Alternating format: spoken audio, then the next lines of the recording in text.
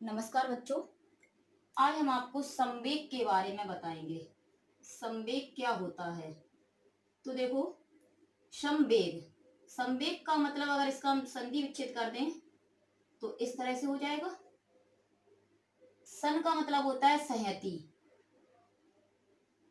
संहति को अगर वेग के साथ ले लिया जाए तो वो कहलाता है संवेग। वेग तो मतलब जानते हैं, अगर वेग का मान संहति के साथ ले लिया जाए तो उसे कहलाने लगता है वह संवेग। अब संहति का मतलब क्या होता है?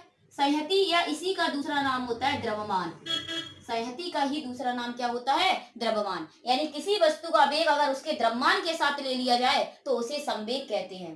अब द्रव्यमान तो जानते ही है ना, कोई भी वस्तु का जैसे द्रव्यमान, पदार्थ की मात्रा द्रव्यमान होती है। जैसे वस्तु का द्रव्यमान 5 किलोग्राम है, किसी वस्तु का द्रव्यमान 10 किलोग्राम है, किसी वस्तु का द्रव्यमान 20 किलोग्राम है, तो ये वस्तु का द्रव्यमान होता है। तो अगर वस्तु का मतलब वेग द्रव्यमान के साथ लिया जाए तो उसे हम संवेग कहते हैं। जैसे हमने देखा होगा, कोई हल्की वस्तु है तो उस पर हम कम बल लगाएंगे तो वो वस्तु क्या होगा, मतलब हल्की वस्तु ले लें और एक अगर आप भारी वस्तु ले लें और दोनों पर अगर समान बल लगाएं तो देखते हैं कि हल्की वस्तु ज्यादा वेग से चलेगी जबकि भारी वस्तु कम वेग से चलेगी। तो वस्तु का जो वेग होता है वो उसके द्रव्यमान पर भी निर्भर करता है। हल्की वस्तुओं का वेग अधिक होता है जबकि भारी वस्तुओं का वेग कम होता है। तो अगर किसी वस्तु का वेग उसके द्रव्यमान के साथ ले लिया जाए, द्रव्यमान यानी उसकी संहति के साथ ले लिया जाए तो उसे संवेग कहते हैं। अगर इसकी डेफिनेशन लिखेंगे तो क्या ले सकते हैं?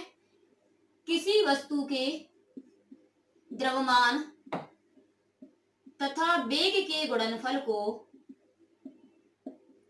किसी वस्तु के द्रव्यमान तथा वेग के गुणनफल को संवेग कहते हैं। फॉर्मूला हो जाता है इसका, संवेग को P से लिखा जाता है। इंग्लिश में तो संवेग को मोमेंटम बोलते हैं लेकिन लिखते इसे हम P से हैं। P बराबर द्रव्यमान और वेग का गुणनफल। द्रव्यमान को M से लिखते हैं और वेग को V से। द्रव्यमान और वेग का गुणनफल संवेग कहलाता है।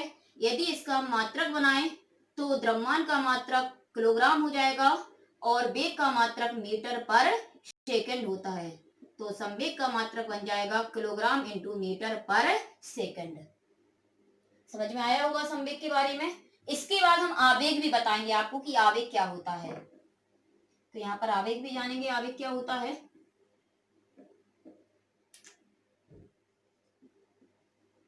आवेग क्या होता है? जैसे अगर हम कोई वस्तु पर बल लगाएं, वस्तु पर बल बहुत थोड़े समय के लिए लगाएं तो वस्तु पर जो बल लगाते हैं और उस बल तथा समयांतराल जितने समय के लिए बल लगा रहे हैं उन दोनों का गुणनफल आवेग कहलाता है। इसे हम फॉर्मूले से बना सकते हैं डेफिनेशन। आवेग को आई से लिखा जाता है। फॉर्मूला होता है आई बराबर एफ इंटू डेल्टा टी। ये आवेग का फॉर्मूला होता है।